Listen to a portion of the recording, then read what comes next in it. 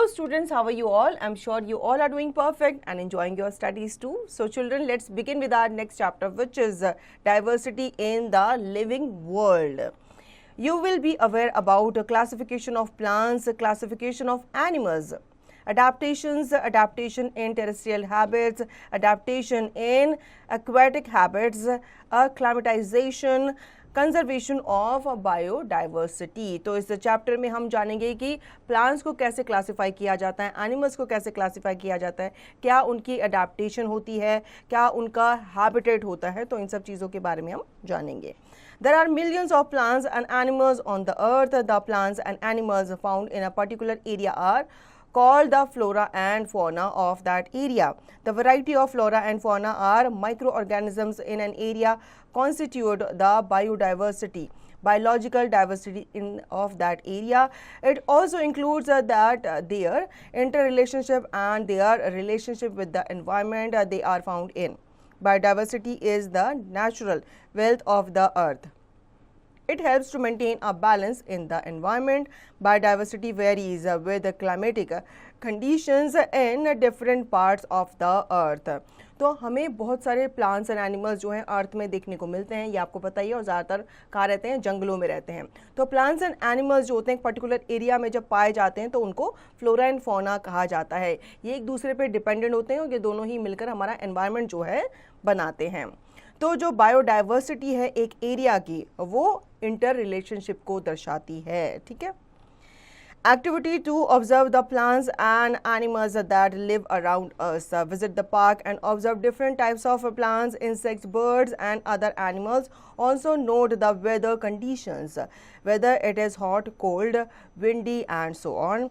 Take care of the plants and animals in nature. Ensure that you do not pluck leaves and flowers and do not disturb the animals in the park.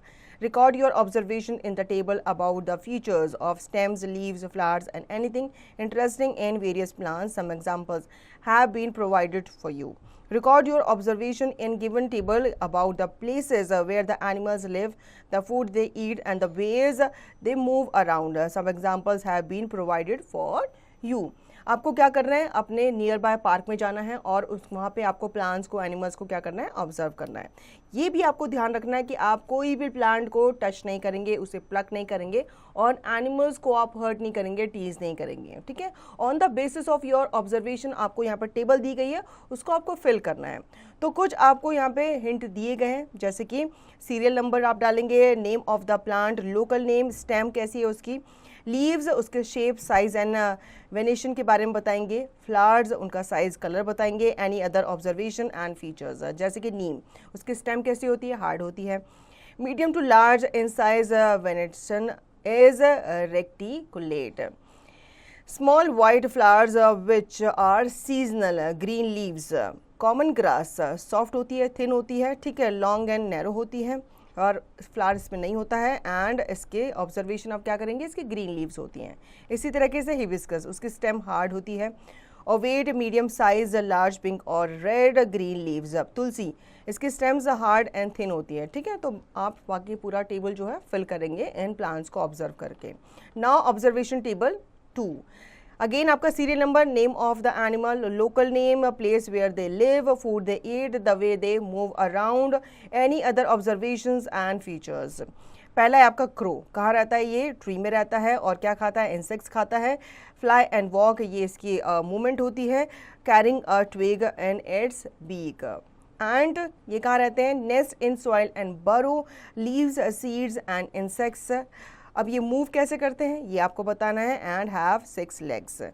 फिर काऊ के बारे में, कहाँ रहते हैं ये, shade में रहते हैं, लेकिन अगर आपको काऊ दिख रही है रोड पे तो ये रोड साइड में या फिर किसी फुटपाथ वगैरह में ये रहती है, या जहाँ पे बहुत सारा जो इनको गार्बेज मिल जाता है उसके आसपास ये रहती हैं। ठीक है। क्या खाती हैं, ग्रासेस एंड लीव्स खाती हैं, कैसे चलती हैं, वॉक करती हैं, एंड हैव 4 लेग्स। इसी तरीके से फिश, फ्रॉग एंड स्क्विरल का आपको बताना है। What are the similarities and difference among the plants and animals that you have observed and recorded in tables? Observation from the first table, you must have observed that plants have a variety of features such as tall, short and hard, soft stem, Different shapes of leaves and venation, flowers varying in color and size, other features like the color of leaves. Observation from the second table. You would have observed that some animals live on land while some other live on trees. Birds live on trees. Fish live in water, and some animals like frogs live on land as well as in water. Animals also have a variety of foods they consume and movements they exhibit. तो यहाँ पे दोनों table को देखकर आपने ये observe किया होगा, इनमें कुछ सिमिलरिटीज़ हैं और कुछ इनमें डिससिमिलरिटीज़ हैं. क्लासिफिकेशन ऑफ प्लांट्स के बारे में जान लेते हैं. There is a variety of plants in our surroundings. Visit a nursery and you will come across their various types, trees, bushes, fruits bearing, flowering, grasses, herbs, shrubs and many more.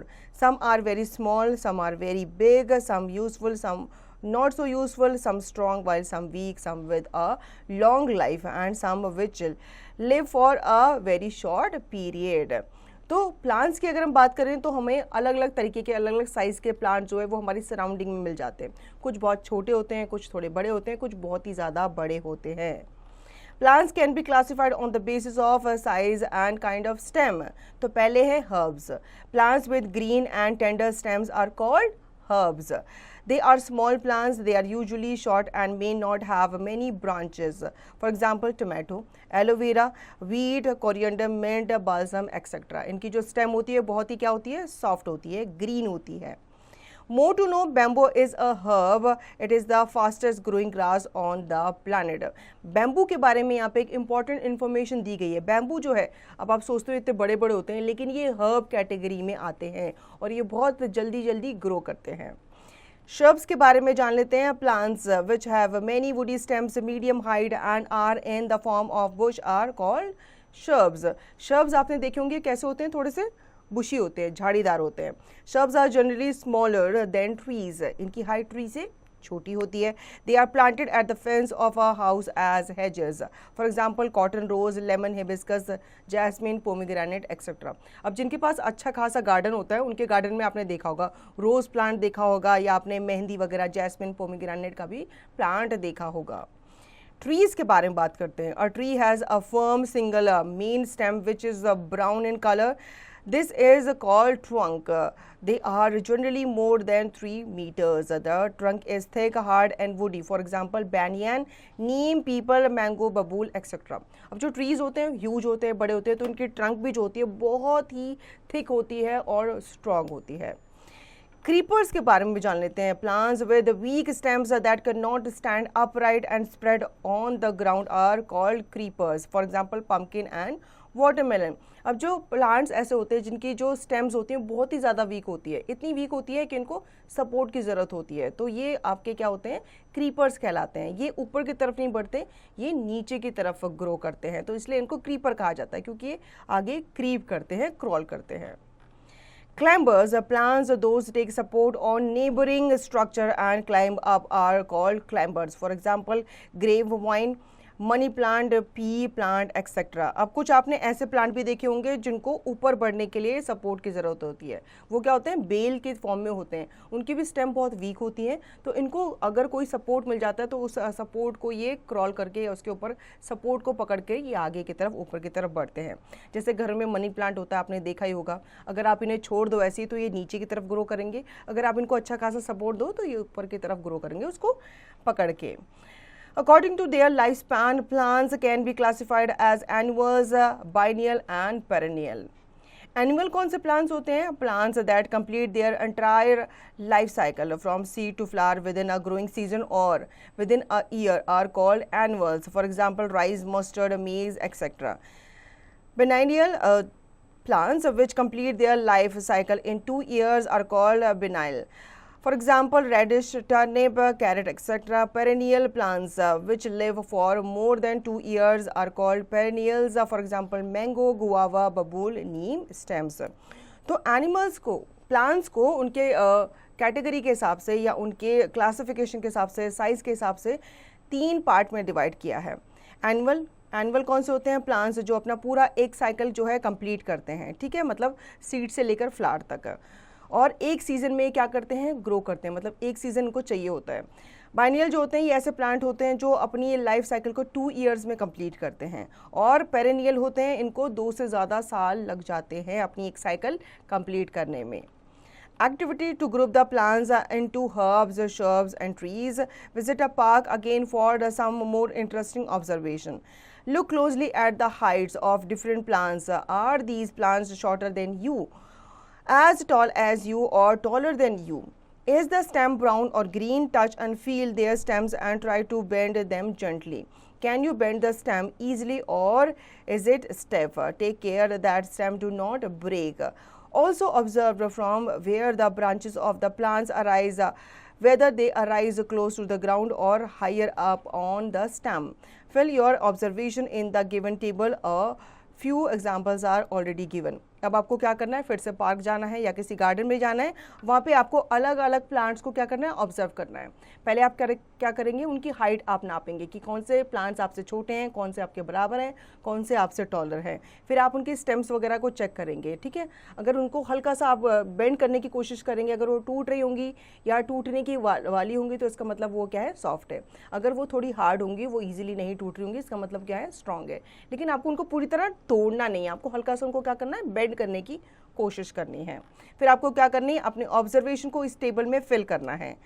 Again serial number आ जाएगा आपका, name of the plant आ जाएगा, height short medium toll ये आपको बताना है।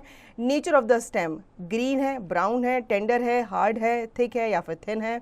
Appearance of branch कैसी है, close to the ground है, higher up on the stem है, और आपको उस प्लांट का नाम भी लिखना है कि वो किस ग्रुप से आता है, ट्री से आता है, श्रब से आता है या फिर हर्ब से आता है। Plants can be classified based on the presence and absence of flowers. Gymnosperms. Gymnosperms are a group of plants that do not produce flowers or fruits. They are known as non-flowering plants. These plants produce cones instead of flowers, and so they are called coniferous plants or conifers. They require cold climate, so they grow well in the mountainous regions. Conifers have shape like a cone to shed off snow and water easily. Most conifers do not shed their leaves at one time and remain green throughout the year, so they are called evergreen plants. Pine, cedar and spruce are some examples of conifer. तो यहाँ पे जो plants हैं उनको उनके flowers के presence और absence के बेसिस पे क्लासिफाई किया गया है। कुछ होते हैं जिम्नोस्पर्म्स। जिम्नोस्पर्म्स आपके ग्रुप ऑफ प्लांट्स होते हैं जिनमें फ्लावर्स और फ्रूट्स निकलते ही नहीं हैं। जैसे कि अगर आप बात करें कॉनिफरस प्लांट की, आपने ऐसे प्लांट जो होते हैं जो कोनिकल शेप के होते हैं, ये आपने कहाँ देखे होंगे, हिली एरिया में, माउंटेन्स वगैरह में देखे होंगे। इनको एवरग्रीन प्लांट्स भी कहा जाता है क्योंकि ये कभी भी अपने जो लीव्स होते हैं उनको शेड नहीं करते, और इनकी जो ये शेप होती है ये इसीलिए होती है कि अगर इनमें स्नो वगैरह या वाटर वगैरह जमे भी या गिरे भी तो वो नीचे की तरफ बह जाए, नीचे की तरफ गिर जाए, इनमें जमे ना। Angiosperms. Angiosperms are flowering plants that produce a flower and fruits. So angiosperms have seeds enclosed in fruits. Most plants on the earth are flowering plants. Plants like rose, sunflower, mustard, marigold, sugarcane, tomato, mango, apple and pea are flowering plant. Plant can be classified based on their roots.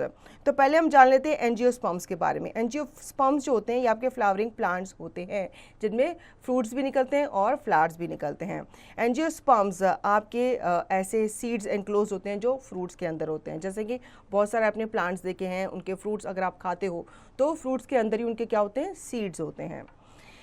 The underground part of the plant body is known as the root system. The part of germinating seed that grows under the ground and non-green structure is called root. Roots are of two kinds, tap roots and fibrous roots.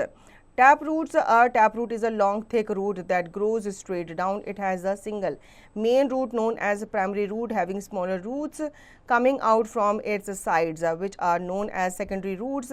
Lateral roots, for example carrots, radish, mustard, etc. Fibrous roots in some plants. Roots arising in many directions from the base of the stem are known as fibrous roots. All these roots are small and are of same size. For example, wheat, rice, marigold, cereals, grasses, etc. तो जो plants होते हैं उनको उनके roots के हिसाब से भी क्या किया जाता है, क्लासिफाई किया जाता है। जो अंडरग्राउंड प्लांट होता है, पार्ट होता है किसी भी प्लांट का, वो रूट कहलाता है। रूट जो होते हैं ये प्लांट को हेल्प करते हैं उनको मिनरल पहुंचाने में, वाटर वगैरह पहुंचाने में। अब रूट्स भी आपकी दो तरीके की होती है, एक होती है टैप रूट। टैप रूट जो होती है लॉन्ग होती है, थिक होती है, ठीक है, और ये बिल्कुल स्ट्रेट डाउन की तरफ क्या करती है, ग्रो करती है। दूसरी होती है आपकी फाइबरस रूट। बहुत सारे प्लांट्स है, जैसे कि आपने गाजर देखा होगा या आपने अनियन देखा होगा, इनकी फाइबरस रूट होती है। ये क्या होती है, इनके पतले पतले स्ट्रक्चर होते हैं थ्रेड लाइक, जो पूरे ज़मीन में अंडरग्राउंड फैले हुए होते हैं। Activity M, observe the roots of small herbaceous plant and grass in a park. Material required, shovel, water. Next is procedure, dig out grass and a small herbaceous plant from the soil along with the roots, wash of the soil and observe the roots. Observation, we observe that grass has a fibrous root which are small, thin and spread out in different directions from the base of the stem. The herbaceous plant has tap roots which is thicker and grow straight down. Conclusion, the herbaceous plants has tap roots and the grass has fibrous roots. अब आपको यहाँ पे एक activity करनी है, आपको observe करना है कुछ प्लांट्स को। तो आपको प्लांट्स को गार्डन में से लेके आना है, उनको इस तरीके से आपको निकालना है कि वो जड़ समेत निकले, ठीक है। दो तरीके के आप इनमें प्लांट ले सकते हो, ग्रास ले सकते हो या आप दूसरे कोई प्लांट ले सकते हो, हर्बेसियस प्लांट। उनको आपको क्या करना है, उनकी सॉइल को अच्छे से वॉश करना है और उनकी रूट्स को आपको ऑब्जर्व करना है और पता लगाना है कि ये टैप रूट है या फिर ये फाइब्रस रूट है। Plants can be classified based on venation. Leaves are known as food factory of the plant. They appear as green, lateral, flattened appendages which are borne at the nodes of the stem. The leaves of different plants vary in their shape and size, but structurally all leaves have the same structure. A leaf has the following part. Petiole means a leaf is attached to the stem with the help of a short stalk known as petiole. Lamina means the lamina of a leaf blade is flattened, broad and thin with veins to absorb maximum sunlight required for photosynthesis. Veins, these are the network of small narrow tube-like structure on both sides of the midrib. The thick vein in the middle of the leaf is called the midrib. The veins are responsible to transport minerals and water within the leaves and also provide support to the lamina. The veins have the conducting tissues, xylem and phloem. Xylem transports water to leaf needed for photosynthesis, whereas the phloem transport the food synthesized in leaves to different parts such as root and fruits. Leaf base, the place where the leaf arises is called leaf base, is connects to the leaf to the stem. तो plant को पहले समझने से पहले उसके leaf के बारे में समझ लेते हैं, क्योंकि उनको फूड फैक्ट्री कहा जाता है। जो प्लांट का जितना भी खाना होता है वो एक प्रोसेस से बनता है, फोटोसिंथेसिस। लेकिन ये फोटोसिंथेसिस होता कहाँ पे है, लीव्स में होता है, प्लांट में। तो लीव्स को फूड फैक्ट्री भी कहा जाता है प्लांट की। तो पहला होता है इसमें पेटियोल। पेटियोल जो होता है ये अटैच होता है स्टेम से, ठीक है। जैसे कि यहाँ पे आपको पिक्चर में दिखाया गया है, स्टेम से जो निकल रहा होता है डंडा सा, उसको क्या कहते हैं, पेटियोल कहते हैं। उसके बाद आपकी लीव स्टार्ट होती है। उसके बाद लेमिना, लेमिना जो होता है जिसको हम लीव ब्लेड भी कहते हैं, ये फ्लैटन पार्ट होता है जो लीव का अपर पार्ट होता है, ठीक है। ये आपका लेमिना कहलाता है। वेन्स, इसमें छोटे छोटे नेटवर्क आपको दिख जाएंगे वेन्स के। जैसे हमारी बॉडी में पूरे क्या होते हैं, वेन्स होते हैं, नसें होते हैं। उसी तरीके से अगर आप डीपली किसी लीफ को लेकर के ऑब्जर्व करोगे ना, तो उसमें भी आपको छोटे छोटे वेन्स दिख जाएंगे जो पूरे पत्ती में फैली हुई होती हैं। और ये कनेक्ट हो रही होती है मिड रिब से, जो बीच वाली लाइन होती है, बीच वाली जो उसकी स्टिक होती है, उससे ये कनेक्ट हो रही होती है। इसके बाद आता है आपका लीव बेस। ये आपका ऐसा प्लेस होता है जहाँ पे लीव जो है वो राइज होती है, जिसे हम लीव बेस भी कहते हैं। Now types of leaves. A leaf with a single lamina is called simple leaf. Example, the leaf of peepal, mango, dahlia, sunflower, wheat, etc. On the other hand, a leaf with many small leaflets is called a compound leaf. Example, the leaf of rose, touch me not, neem, acacia, etc. अब leaves भी जो होती हैं वो अलग अलग plant की क्या होती हैं, अलग होती हैं, ठीक है। कुछ लीव्स जो होती हैं एक स्टिक से, एक डंडी से वो एक ही निकल रही होती हैं, और कुछ लीव्स जो होती हैं छोटी छोटी, वो क्या होती हैं, अलग अलग पार्ट्स में निकल रही होती है। जैसे अगर आप रोज़ को देखोगे तो रोज़ की जो लीव होती है वो एक ही डंडी से बहुत सारी निकल रही होती है। जैसे कि यहाँ पे आपको सिंपल लीव और कंपाउंड लीव दिखाया गया है। एक सिंपल लीव जो होती है वो एक ही स्टिक से एक ही निकल रही होती है, और जो आपकी कंपाउंड लीव होती है वो अलग अलग फैली हुई होती है। Venation and its type, the arrangement of veins on a leaf is called venation. Venation may differ from one type of plant to another if the veins run parallel to one another from the base to the tip of the leaf is said to be have parallel venation. For example, grass and some monocot plants, the leaf of some plants have veins arranged in a net-like pattern on the both sides of the midrib. This kind of venation is called reticulate venation. For example, people and mango. Have you noticed that venation is related to roots of plants, i.e. tap roots have reticulate venation whereas fibrous roots have parallel venation. तो venation के बारे में जान लेते हैं, उसके types के बारे में जान लेते हैं। जो अरेंजमेंट होता है वेन्स का किसी भी लीफ में, ये वेनेशन कहलाता है। कुछ में ये पैरेलल होता है, ठीक है, और कुछ में ये रेटिकुलेट होता है, मतलब ये फैला हुआ होता है। तो इसमें आपने अगर पीपल की लीफ देखी होगी तो उसको आपने ऑब्जर्व किया होगा, तो उसकी वेन्स जो होती हैं वो फैली हुई होती हैं, अलग अलग डायरेक्शन में जारी होती हैं, ये पैरेलल नहीं होती। More to know plants like neem, mahogany, etc. have compound leaves. A compound leaf has more than one leaflet growing on the same leaf stalk. Again आपको बताया गया है कुछ plants के बारे में, जैसे नीम, mahogany, इनके लीव जो होती है वो compound leaves होती है। Plants can be classified based on seed leaves. A seed is an important part of a flowering plants. They give rise to a new plant. They may be of different shapes, colors and sizes. They may be round, wrinkled or hairy. They are in a dormant conditions until they receive adequate sunlight, water and soil. The growth of a plant from a seed is known as germination. There are two types of seed, monocotyledonous seeds and dicotyledonous seeds. तो इनको हम बाद में जानेंगे, पहले हम जान लेते हैं सीड्स के बारे में। अलग अलग प्लांट के अलग अलग तरह के सीड्स होते हैं। सीड्स कहाँ से निकलते हैं? वैसे तो पहले फ्लावर निकलता है, उसके बाद फ्रूट निकलता है, फ्रूट के अंदर आपके सीड्स होते हैं। कुछ फ्रूट्स में आपके बहुत सारे सीड्स होते हैं, जैसे पपाया, और कुछ फ्रूट्स में केवल एक या दो ही सीड्स होते हैं, जैसे कि मैंगो है, उसमें आपको एक ही सीड देखने को मिल जाता है। जब सीड एक नए प्लांट में ग्रो करता है या उत्पन्न होता है तो उसको हम जर्मिनेशन कह लेते हैं। सीड्स भी आपके दो तरीके के होते हैं। मोनिकोटिलेडोनस सीड्स कौन से होते हैं? These comprise a single cotyledon emerging from the seeds on germination. Maize, rice, etc. have a single thin cotyledon. Plants with such seeds are called monocotyledonous monocots. Dicotyledonous seeds, these comprise two cotyledons emerging from the seeds on germination. Plants such as tomato, chickpea, etc. have seeds with two cotyledons and these plants are called dicotyledonous dicots.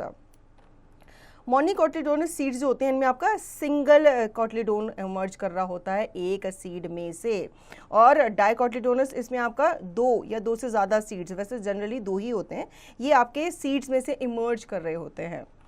Now difference between dicot plants and monocot plants. Serial number dicot plants, monocot plants, इनके बीच का difference जान लेते हैं। Dicot plants, they have two cotyledons and their seeds, they have one cotyledon seeds. They have a taproot system, they have adventitious root system. The leaves have reticulate venation, leaves have parallel venation. They are mostly perennial, they are mostly annuals. Stomata are surrounded by kidney-like gourd cells. Stomata are surrounded by dumbbell-like gourd cells. तो ये यहाँ पर difference दिए गए हैं, जैसे कि जो डाइकॉट प्लांट्स होते हैं इनके दो कोटिलेडोन होते हैं, जबकि मोनोकॉट के बारे में हमें पता ही है एक ही होता है। डाइकॉट प्लांट्स की टैप रूट इसमें सिस्टम होता है, जबकि मोनोकॉट में आपका एडवेंशियस रूट सिस्टम होता है।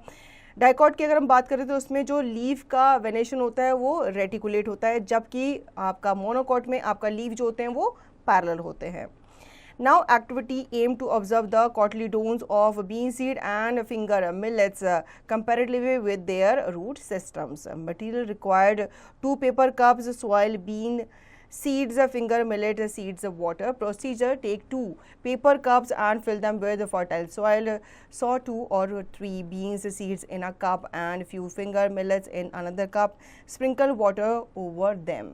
After 2 days, we will see the sprouts. Observe the newly emerging leaves of that sprout.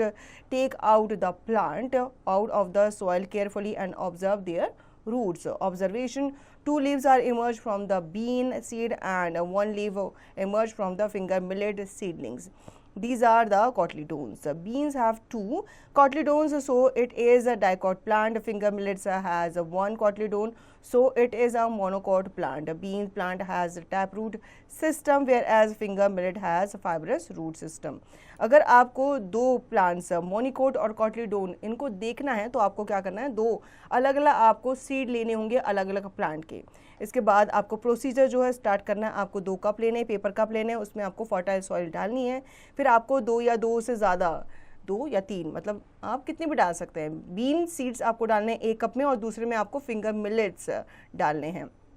Daily आप उनको वाटर देंगे. उसके बाद 2 दिन के बाद आप देखेंगे उसमें से स्प्राउट निकलने स्टार्ट हो जाएंगे. ठीक है, तो क्या ऑब्जर्वेशन आपको यहाँ पे दिखी है, 2 लीव्स जो है वो इमर्ज करती हुई निकलेगी. कहाँ से? बीन सीड में से. जबकि आपको एक लीव जो है वो नज़र आएगी आपको फिंगर मिलेट में से. Evaluate yourself. Name the following plants with green and tender stems. उनको हम क्या कहते हैं? उनको हम herbs कहते हैं. ठीक है, इसी तरीके से आप बाकी क्वेश्चंस के आंसर देंगे. You have learned about some features used for grouping plants. Now let us explore the grouping of animals in more detail. अब plants के बारे में उनके हम क्लासिफिकेशन के बारे में जान चुके हैं. अब हम आते हैं एनिमल्स के ऊपर. Classification of animals. Just like plants, animals are also different from another. How can we classify the wide variety of animals? What features can you think of to classify them? Animals can be classified on the basis of movement. Different animals have different types of movement. Animals can fly, run, crawl, walk, hop or jump and so on. These animals use different body parts for moving from one place to another. They maybe use wings, legs and other parts that help them to move. Here we have identified animal based on the types of movement and the body parts used for movement. Many animals differ from each other in shape, size, structure, color and other features. Some of these features can also be used to group animals in various ways. अब animals जो हैं ये आपने आसपास अलग अलग देखे होंगे, अलग अलग तरीके के देखे होंगे. ठीक है, कुछ एनिमल्स फ्लाई करते हैं, कुछ क्रॉल करते हैं, कुछ वॉक करते हैं, कुछ रन करते हैं, कुछ हॉप करते हैं. तो इनके मूवमेंट के बेसिस पे इनको अलग अलग कैटेगरी में क्या किया गया है, डिवाइड किया गया है, ताकि आप इनको ईजिली आइडेंटिफाई कर सको. For example, fish live in water. They have a streamlined body and fins for movement in water. अब fish जो पानी में रहती है तो उसकी बॉडी कैसी होती है, इस तरीके से होती है. आगे से नैरो होती है, बीच में से थोड़ी ब्रॉड होती है, पीछे जाके फिर से क्या हो जाती है, नैरो हो जाती है. क्यों? क्योंकि उसको पानी के अंदर तैरना होता है, तो उसकी स्ट्रीमलाइन बॉडी होती है. A cockroach can walk, fly or even climb. The cockroach has 3 pair of legs that help it to walk and 2 pairs of wings that help it to fly. Its hard outer skeleton help in movement. Cockroach आपने देखा है, घर में आप इसको देख सकते हैं. ठीक है, ये क्या करता है, ये अपने 3 पेयर ऑफ लेग से वॉक करता है. इसके पास 1 पेयर ऑफ विंग्स होते हैं जिससे ये उड़ भी सकता है. Goats live in grassy areas and move with the help of legs. Most of the birds are well adapted for flying. The streamlined shape of a bird's body help it to fly in air.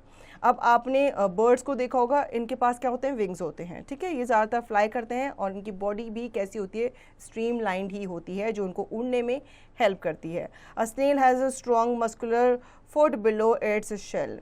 The muscular contraction of its foot along the surface help a snail move. अब snail जो होता है उसके क्या होते हैं, muscular fruits होते हैं उसके शेल के नीचे, जो उसको मूव करने में, क्रॉल करने में हेल्प करते हैं. Animals can be classified on the basis of their habitat. All places are so different from one another. Some are cold, some are very hot and dry, and some places are humid. The earth experiences a variety of climatic conditions that help a different organization to survive. All plants and animals live in places that are best suited to their needs. A place where plants and animals live together is known as a habitat. तो ऐसी जगह जहाँ पे आपके plants and animals साथ में रहते हैं वो उनका हैबिटेट कहलाता है, क्योंकि वो उस जगह के क्या हो जाते हैं, हैबिचुअल हो जाते हैं, और उस जगह को और उसके सराउंडिंग्स को पूरी तरह से क्या कर लेते हैं, अडेप्ट कर लेते हैं. It provides everything to survive such as food, water, shelter and a proper place for breeding to all the plants and animals living in it. तो वहाँ पे उनको हर एक चीज़ मिलती है, खाना मिलता है, शेल्टर मिलता है, ऐसी जगह उनको मिलती है, प्रोटेक्शन वगैरह मिलता है जहाँ पे वो अपने बेबीज़ वगैरह दे सकते हैं. For example, the habitat of sea turtle is the sea or the ocean. The habitat of a camel is the hot or the cold desert, and the habitat of a rhododendron is the mountains.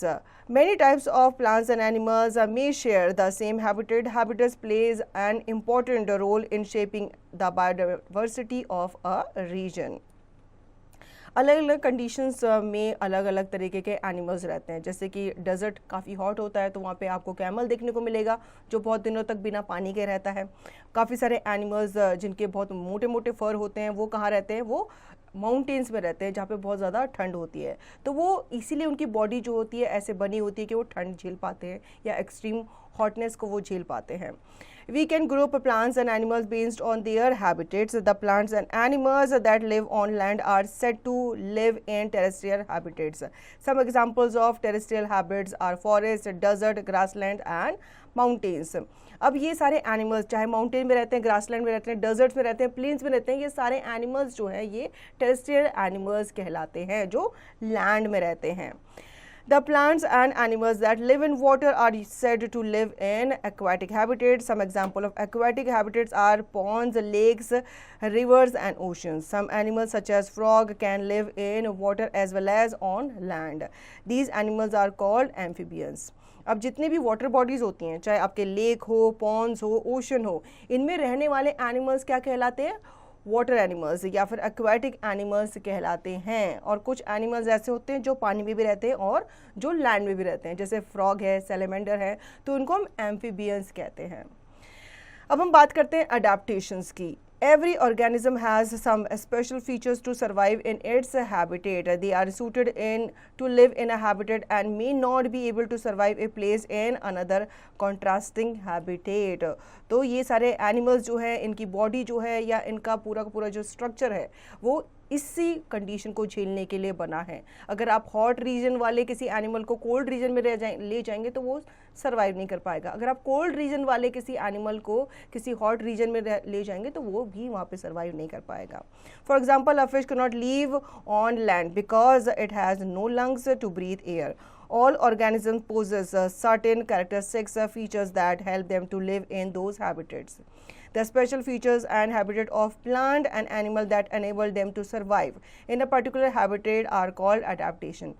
तो वो उस area को क्या कर लेते हैं, adapt कर लेते हैं, अपनी बॉडी को उसी के हिसाब से ढाल लेते हैं. ठीक है, तो वो सारा अडेप्टेशन कहलाता है. Adaptation occur over 1000 of years. ये ऑन द स्पॉट नहीं आता, ये ऑल ऑफ सडन नहीं आता, इसको बनने में बहुत सारा ईयर्स का क्या लगता है, टाइम लगता है. In other words, an adaptation is a permanent change. For example, adaptation shown by a camel to adjust in desert conditions. The changes are both physical and internal. Yak has a thick furry covering to cope up with cold climate. This is an adaptation. The shape of the deodar tree and the height of the rhododendron are adaptations that enable them to survive in the mountainous regions. ठीक है, तो यहाँ पे आपको example से भी बताया गया है कि जो कैमल होता है उसकी जो बॉडी स्ट्रक्चर होता है, चाहे फिजिकल हो या इंटरनल हो, ये इस तरीके से बना होता है कि वो डेजर्ट की गर्मी को झेल सकता है. तो ये आता धीरे धीरे, लेकिन ये क्या होता है, परमानेंट होता है.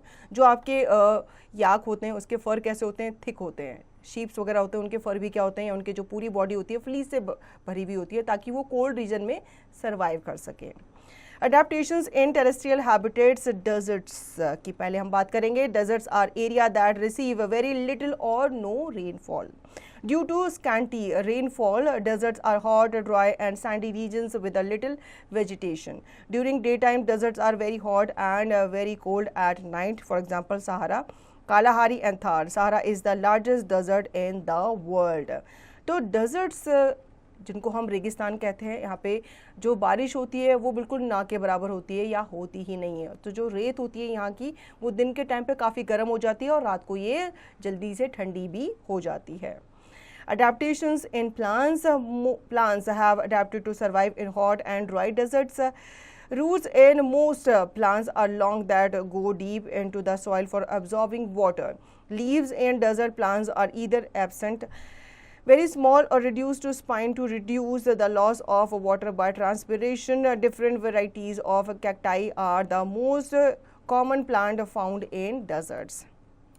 अगर हम डेजर्ट्स के प्लांट के बारे में बात कर रहे हैं तो यहाँ पे आपने देखा होगा प्लांट्स जो होते हैं वो काफ़ी कम होते हैं, ठीक है। अगर होते भी है तो इनकी जो रूट होती है काफ़ी डीप होती है, ताकि वो बिल्कुल डीप जा कर के पानी जो है वो उसको सोक कर सके।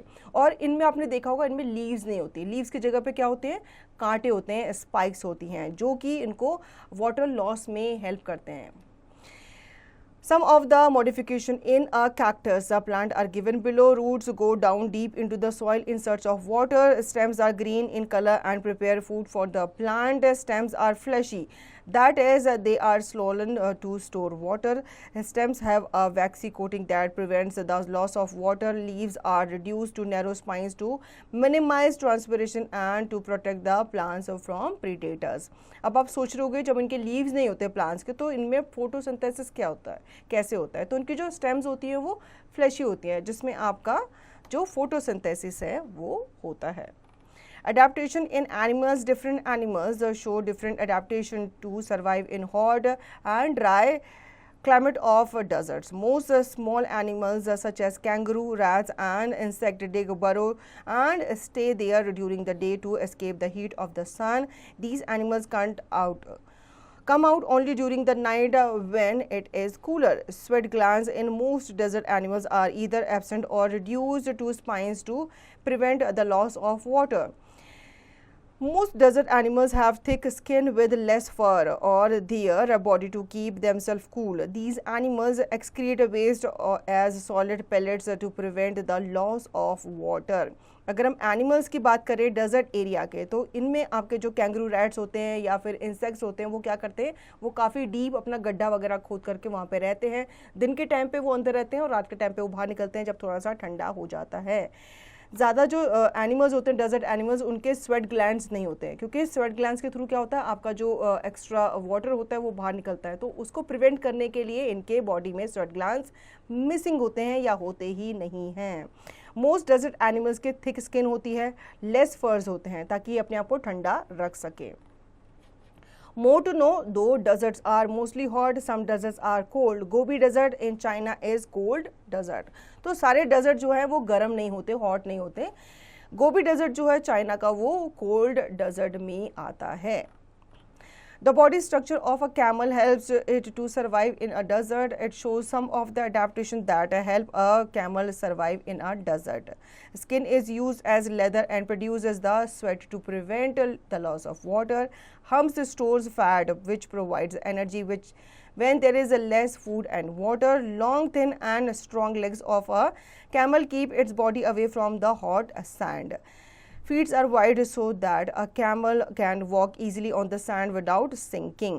अगर हम कैमल के बारे में बात करें तो कैमल की जो बॉडी होती है वो इस तरीके से बनी हुई होती है ताकि उसके बॉडी से जो वाटर है वो बाहर ना निकल सके, ठीक है, उसको स्वेटिंग वगैरह कम हो। हम्स जो होता है ये फैट स्टोर करके रखता है ताकि उसको जब फूड की या वाटर की कमी हो तो उसको उस टाइम पे जो एनर्जी है वो उस हम्प से मिल जाए। इनके think, long and strong legs होते हैं जो कि उनके पैरों को गर्म होने से बचाते हैं। On the other hand, the height and legs of camel in cold desert are comparatively shorter than those found in a hot desert. These short legs allow them to walk easily in mountainous regions. Camels in the cold desert have 2 humps each. These 2 humps shrink in late winters because there is not much food available in the cold desert and they have to use food stored in their humps during that time. Moreover, they grow long hair from head to neck, which help them survive the cold winters of Ladakh. तो यहाँ पे आपको दोनों तरह के regions में रहने वाले कैमल्स के बारे में बताया है, हॉट डेजर्ट में भी और कोल्ड डेजर्ट में भी। हॉट डेजर्ट में जो कैमल होता है उसके फर नहीं होते, जबकि आप कोल्ड डेजर्ट वाले कैमल के बॉडी में देख रहे हो उसमें फर होते हैं। हॉट डेजर्ट के जो कैमल है उसकी एक ही हम्प है, जबकि कोल्ड डेजर्ट वाला जो कैमल है उसकी 2 स्टेम है, 2 हम्प्स हैं। ये हम्प्स जो होती हैं उसको हेल्प करती है फूड को स्टोर करने में और ये क्या हो जाती है, विंटर में श्रिंक हो जाती हैं। Forest habitats are large areas that are covered with a large number of plants, trees and animals. These forests receive heavy rainfall throughout the year. These are also called tropical rainforest. अब हम बात करें forest की.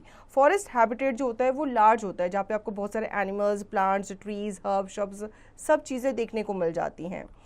Adaptation in plants, tropical rainforests receive heavy rainfall throughout the year and have a warm and humid climate. There are many tall trees in these forests. Different plants have adapted themselves in different ways to survive in these conditions. Some of the features seen in the plant found in tropical rain forest are given below. तो tropical rain forest जो होते हैं इसमें heavy rainfall होता है, ठीक है, इसलिए इनको ट्रॉपिकल रेन फॉरेस्ट कहा जाता है. As these forests are very thick, little sunlight reaches the forest floor. Thus, some plants climb onto the trunk of the tall trees to reach the sunlight. Plants that grow near the ground have broad leaves to absorb maximum sunlight. अब यहाँ पे बारिश बहुत ज़्यादा होती है तो sunlight जो होती है वो ऊपर के ट्रीज तक ही पहुँच पाती है, जो फॉरेस्ट का ग्राउंड फ्लोर होता है वहाँ तक वो नहीं पहुँच पाती. इसलिए जितने भी आपके हर्ब्स होते हैं वो क्या करते हैं, वो ऊपर की तरफ क्लाइंब होना शुरू करते हैं ताकि उनको सनलाइट मिल सके. Your wisdom, in which state of India are tropical rainforest found? आपको बताना है कि इंडिया के कौन से स्टेट में ट्रॉपिकल रेन फॉरेस्ट जो है वो पाए जाते हैं. Leaves have unique tips called drip tips. Drip tips allow raindrops to run off quickly without sticking to the leaves. This prevents leaves from rotting due to the accumulation of water. इनकी जो leaves होती हैं ना वो क्या होती हैं, unique tips के साथ आती हैं जिनको ड्रिप टिप्स कहा जाता है. ये इसलिए होती हैं ताकि पानी जो है बारिश का वो इनमें स्टोर ना हो और ये सड़े गले नहीं. For example, rhododendrons are found in the Sola forest of the Nilgiris. Here are the rhododendrons are low in height and have small leaves due to the strong winds on the mountain peaks.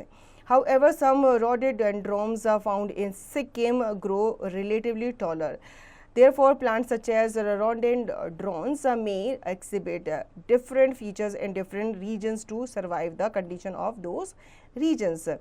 अब इस तरीके के जो आपके पेड़ होते हैं रॉडोडेंड्रॉन्स, जो कि नीलगिरी में ज़्यादा पाए जाते हैं, इनका जो बॉडी स्ट्रक्चर होता है वो इस तरह का होता है ताकि उस रीजन की जो कंडीशन है क्लाइमेटिक वो ये झेल सके.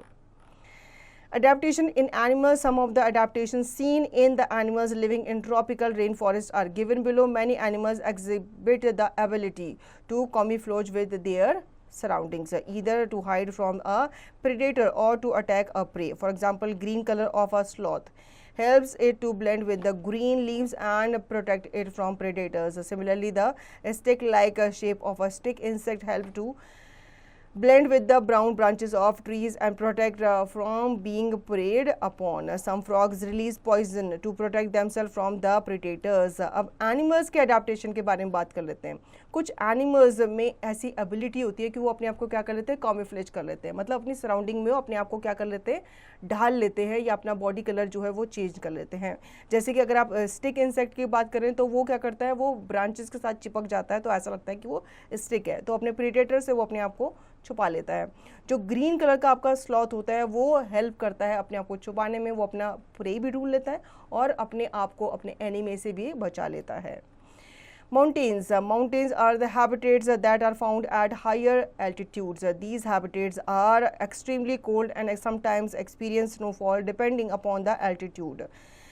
Temperature in mountains decrease with the increasing altitude. इसीलिए वहाँ पे ज़्यादातर क्या होती है, ठंड होती है. जैसे कि आप समर्स में प्लेन्स एरिया में देखें या ऑब्जर्व करें तो वहाँ पे ज़्यादा गर्मी होती है, इसलिए समर वेकेशन में आप लोग कहाँ जाते हो, हिली एरियाज़ में जाना पसंद करते हो. Adaptation in plants. Some of the common adaptations seen in plants growing in the mountains are given below. In mountains, trees are cone-shaped and have sloping branches. Conical shape help rainwater and snow to slide off easily. It also allows the tree to get more sunlight as per lower branches are not shaped by the upper branches. The leaves are in plants growing in mountains are usually thin and needle-shaped. Needle-like shape protect the leaves from getting torn or damaged in strong winds. तो हम पहले भी बात कर चुके हैं, जो mountain area के जितने भी आपके ट्रीज होते हैं वो कॉनिकल शेप के होते हैं, ठीक है। कॉनिकल शेप इसलिए होती है क्योंकि इनमें आपके जितने भी पानी गिरता है या स्नो गिरती है तो उनमें जमती नहीं है, टिकती नहीं है, वो नीचे की तरफ फिसल जाती है। जो लीव्स होती हैं इन माउंटेन प्लांट्स में वो इस तरीके से ग्रो करती हैं कि उनका नीडल शेप का होता है। जैसे आपने यहाँ पे देखा पाइन ट्री, उसकी जो लीव्स होती हैं वो नीडल शेप की होती हैं। नीडल शेप इसलिए होती है ताकि लीव्स को टॉर्न होने से और डैमेज होने से बचाया जा सके। Adaptation in animals. Some of the adaptations seen in animals found in mountains are given below. These animals have thick fur that covers their body to protect them from the cold weather. For example, yaks and mountain goats have long hair all over their body to keep them warm. Snow leopards have thick fur on their body, including feet and toes. This protects their feet from getting cold while walking. Animals such as sheep, goat, and yak have strong hooves that help them to walk on the slopes of the mountains. Many animals hibernate or migrate down from the mountains during cold winters. जितने भी mountains के animals होंगे आपने देखा होगा उनके body में क्या होते हैं, थिक फर होते हैं, और उनके जो पैर होते हैं उनमें थिक वूव्स होते हैं, हूव्स होते हैं, जो उनको माउंटेन्स के जो टाइट सरफेस होता है, स्ट्रॉन्ग सरफेस होता है, उसमें वॉक करने में क्या करते हैं, हेल्प करते हैं। और फर से आपको समझ ही गए होंगे कि उनको ठंड से वो बचाते हैं। More to know, hibernation is an inactive sleep-like state that some animals enter during winters. An animal in this state needs little energy to stay alive and can live on the fat stored in its body. Thus, hibernating animals can survive in the cold winter month easily. कुछ animals क्या करते हैं, hibernation की position में चले जाते हैं, मतलब वो डीप स्लीप में चले जाते हैं और उनके बॉडी में जो फैट स्टोर होता है उसको वो एज ए एनर्जी यूज़ करते हैं विंटर सीजन में। Adaptation in aquatic habitats. Adaptation in plants. Stems of aquatic plants are long, slender, weak, and spongy for reducing weight of a plant to avoid sinking in water withstand water currents. Roots of aquatic plants are either absent or very poorly developed. This is because water is easily available to them. The leaves are covered with wax to avoid decay due to long exposure to water. Plants like water hyacinth, cattail, lotus, and water lily float on water. The leaves are large and circular to help the plant float. Duckweed is freely floating as the entire plant floats on water. Hydrilla is an example of submerged plants living completely under water. तो हम बात करते हैं ऐसे plants की जो water में grow करते हैं। कुछ एक्वाटिक जो प्लांट्स होते हैं उनकी जो स्टेम होती है वो लॉन्ग होती है, सिलेंडर होती है, वीक होती है, स्पॉन्जी होती है, ताकि उसमें जो वेट है वो रिड्यूस ना हो सके, ठीक है, या फिर कम उसका वेट होगा तो उसकी वजह से क्या होगा, पानी के साथ बह के नहीं चले जाएंगे, उसके साथ विद स्टैंड करेंगे करंट के साथ। जो रूट्स होते हैं एक्वाटिक प्लांट्स के वो या तो एब्सेंट होते हैं या फिर पुअरली डेवलप्ड होते हैं। क्यों? क्योंकि जो वाटर होता है वो ईजिली उसमें अवेलेबल होता है। जो लीव्स होते हैं वो कवर्ड होते हैं वैक्स से, ताकि जो पानी है उसकी वजह से ये जो प्लांट है वो डीके सड़ना शुरू ना हो जाए।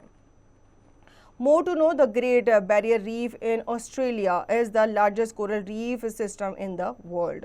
तो यहाँ पे बात की गई है ग्रेट बैरियर रीफ की, जो कि ऑस्ट्रेलिया में पाया जाता है, उसकी लार्जेस्ट कोरल रीफ सिस्टम है वर्ल्ड में। Adaptation in animals. Fish are major aquatic animals. They have the following adaptive features. Their body is streamlined in shape. This feature helps to reduce resistance while swimming in water. Fins and tail help to swim and maintain balance in water. They have gills to breathe in water. Body is covered with scales and mucus, which makes it waterproof. The air bladder helps them to float in water.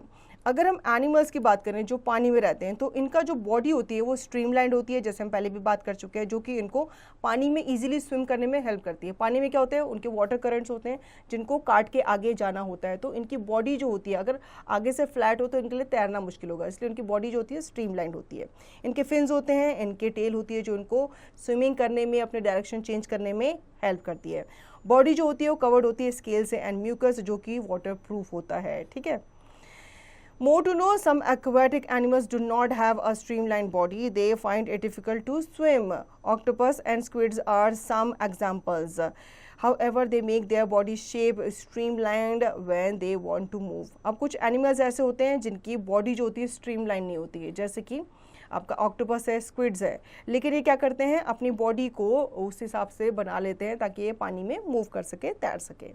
Mammals like dolphins and whales do not have gills to breathe in water. They have lungs.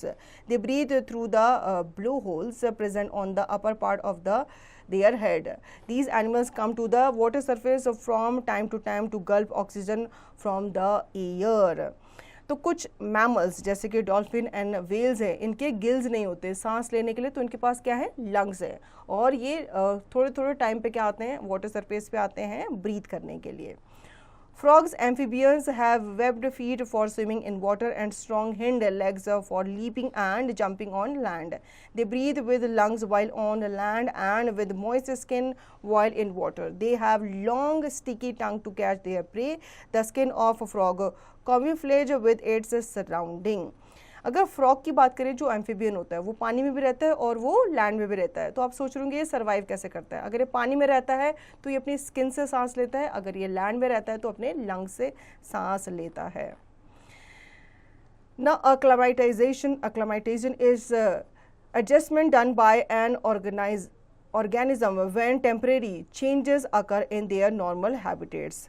Acclimatization is the process in which an individual organism adjusts to a gradual change in its environment, such as change in temperature, humidity, or altitude. These changes are temporary.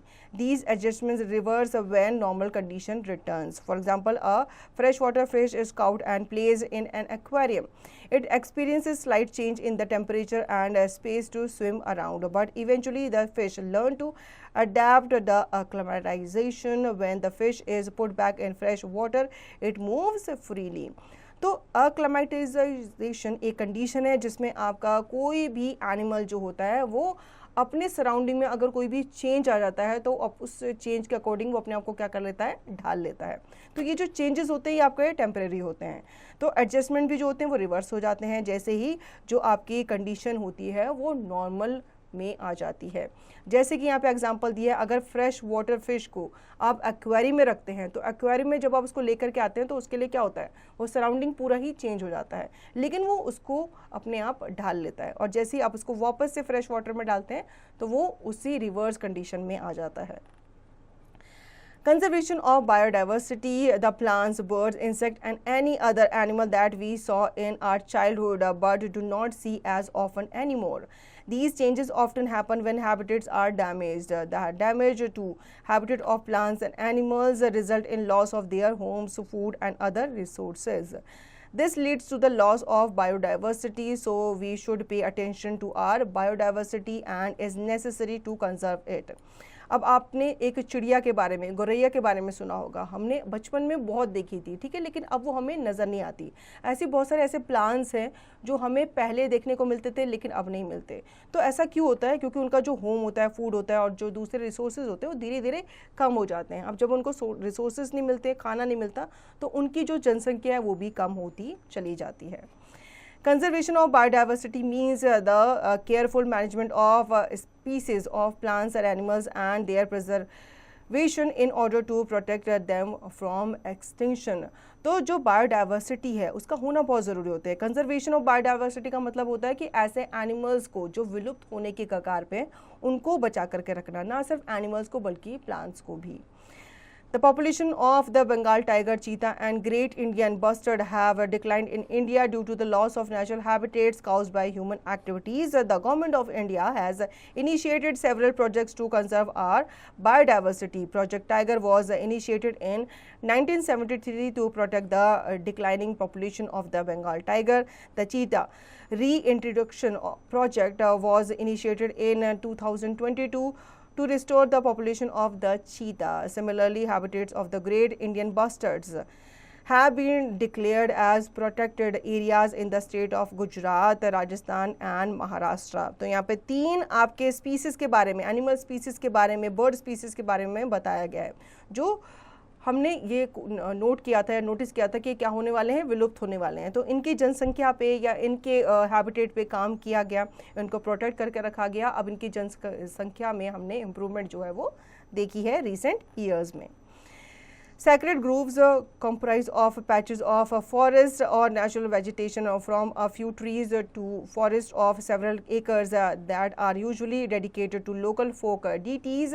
These spaces are protected by local communities because of their religious beliefs and traditional rituals that run through several generations. People believe that any kind of disturbance will offend the local deity, causing diseases, natural calamities, or failure of crops. So, for example, the Garo and the Khasi tribes of northeastern India completely prohibit any human interference in the sacred groves. तो sacred groups के बारे में जान लेते हैं. ये आपके patches होते हैं फॉरेस्ट के या फिर नेचुरल वेजिटेशन के from trees to forest of several acres. ये आपके स्पेसेस होते हैं जो कि लोकल कम्युनिटी के द्वारा क्या किए जाते हैं, प्रोटेक्ट किए जाते हैं because of their natural beliefs या ट्रेडिशनल बिलीव्स. तो ये क्या करते हैं, ये उस एरिया को प्रोटेक्ट करके रखते हैं और वहाँ की ये पूजा वगैरह करते हैं और दूसरे ह्यूमंस को वहाँ पे इंटरफेयर नहीं करने देते. Silent Valley National Park is a national park in Kerala, India. It is located in the Nilgiri Hills. This national park has the same rare species of flora and fauna. In 1973, the valley became the focus of Save Silent Valley. India is a fiercest environment movement of the decade when the Kerala State Electricity Board decided to implement the Silent Valley Hydroelectric Project SVHEP centered on a dam across the Kunti Puja River. तो यहाँ पे silent valley national park के बारे में बताया गया है. ये एक ऐसा नेशनल पार्क है जो कि केरला में लोकेटेड है और ये जो नेशनल पार्क है इसमें आपके rare species of flora and fauna देखने को मिलती है जिनको प्रोटेक्ट करके रखा जाता है. Now evaluate yourself. Name the following. Name the plant that grows in desert. तो आपको यहाँ पे ऐसे प्लांट्स के नाम लिखने हैं जो डेजर्ट में ग्रो करते हैं, जैसे कि आपके कैक्टाई हो गया. ठीक है, इसी तरीके से आप बाकी क्वेश्चंस के आंसर देंगे. हम बढ़ते हैं आगे, क्विक रिव्यू कर लेते हैं इस चैप्टर का. We are surrounded by a large variety of plants and animals. Such variety of plants and animals is a part of biodiversity. Based on their size, plants can be categorized into herbs, shrubs, trees, creepers, and climbers.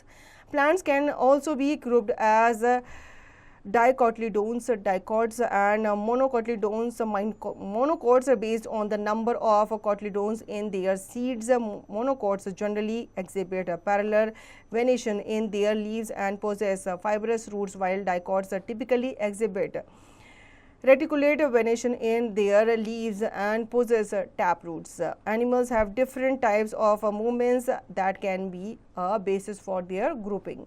The natural environment of a living being is called a habitat. Biodiversity of different regions varies because of distinct environmental conditions. Organisms are classified in two groups based on their habitats: terrestrial and aquatic. Terrestrial habitats include grasslands, mountains, forests, deserts. The aquatic or water habitats comprise of ponds, rivers, lakes, seas, oceans, etc. Adaptation are structural or functional adjustment shown by an organism in order to survive in its environment. Due to damage of their habitats, plants and animals lost their homes, food and other resources, resulting in the loss of biodiversity. We must protect biodiversity to ensure that our planet is full of life, helping plants and animals to survive and thrive.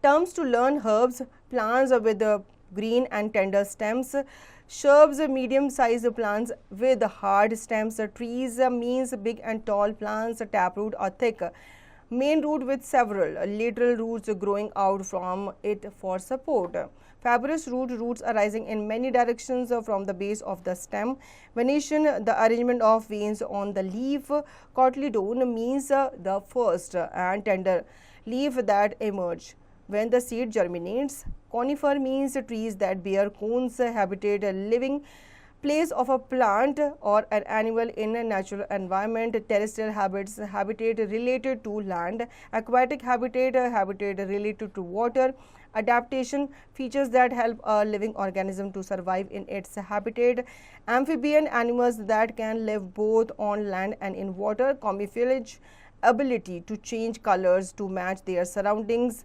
acclimatization process on which an individual organism adjusts to change in the surroundings।